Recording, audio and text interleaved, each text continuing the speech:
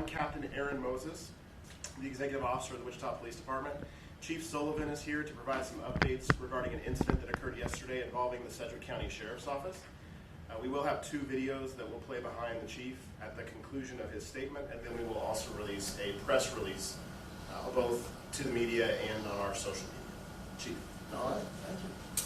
All right, thank you. Appreciate all of you for being here.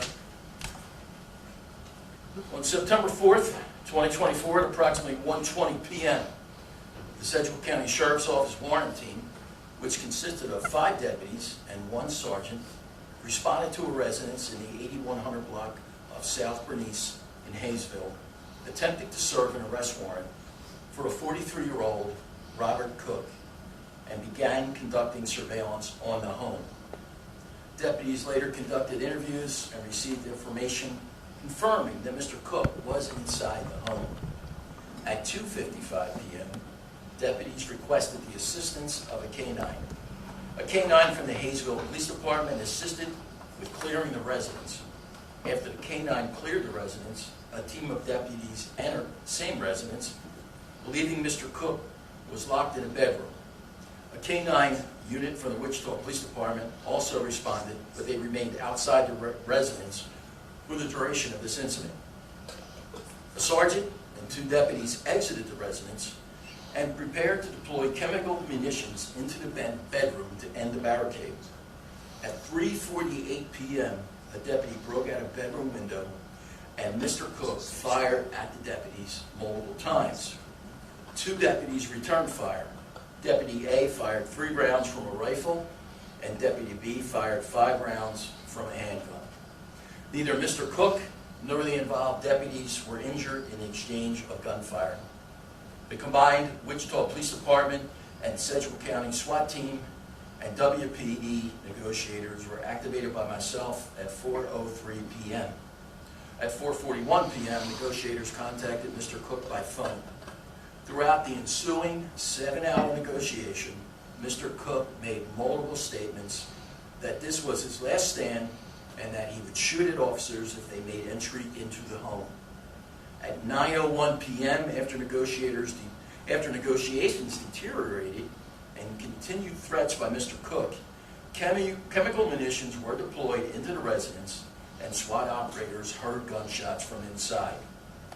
Following the deployment of the chemical munitions, Mr. Cook resumed communication with negotiators who remained focused on achieving a peaceful resolution.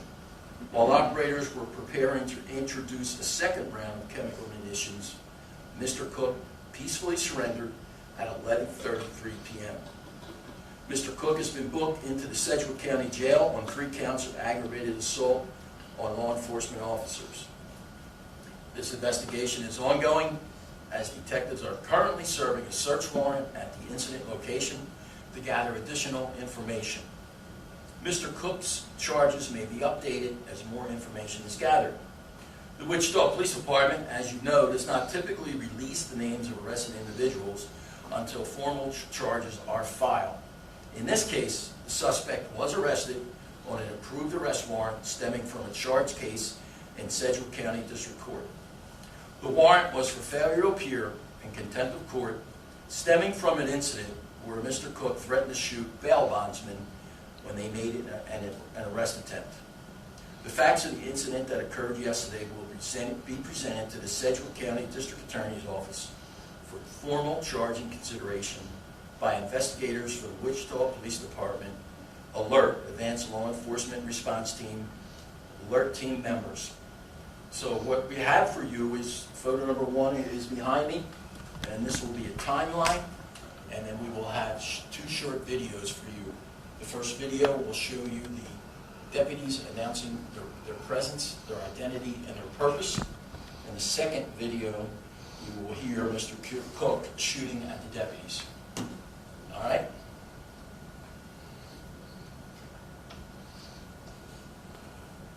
This is Robert Cook, it's the sheriff's office. You're under arrest. Come to the front door with your hands up.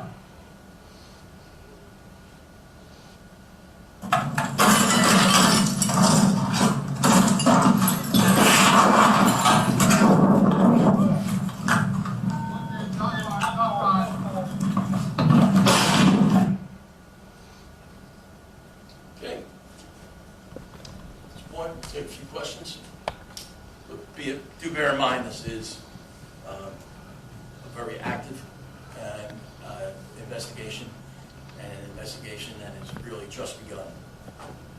Can you explain what the first noise was after the window was broken in that video? Gunshot. Do you live in the home? I'm sorry. Was the home his? Yes.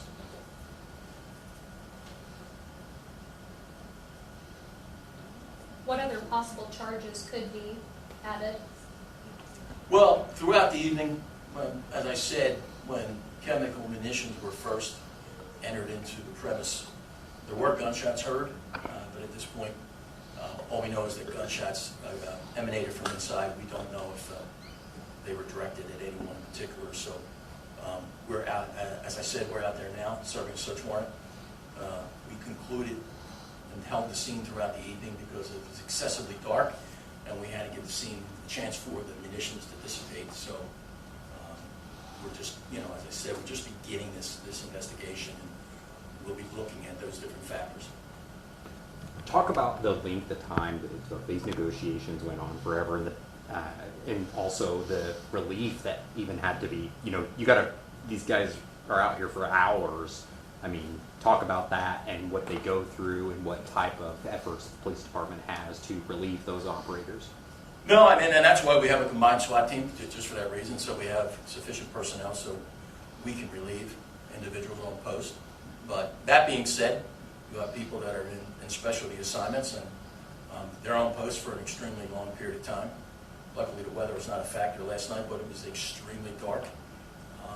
But what I'm very proud of is the restraint that we saw from the SWAT team, and equally important, the way that they work hand in hand with the negotiators. And while the SWAT team may have a more physical assignment, I can tell you that it is an extremely emotionally draining to do hostage negotiations, and they were difficult. I was in contact with the deputy on scene throughout the evening, and they were just some very frustrating negotiations, but at no point did the negotiators give up. And I would say that coordination is why eventually this situation resolved itself peacefully. Just to confirm, was there anybody with him in the home? No. Did you retrieve a handgun inside of the home? I don't know. Ed, I asked that question this morning. We had not concluded to serve the search warrant, so we can get that information for you. Is there any indication that there were drugs in the home, or why were canines used? The canine was to try to locate him in the house. The dog pretty much was able to clear all the property except for that one room, and that's why they believed he was in that room, and they turned out to be correct. Okay? There's no other questions. We can let you guys set up to get better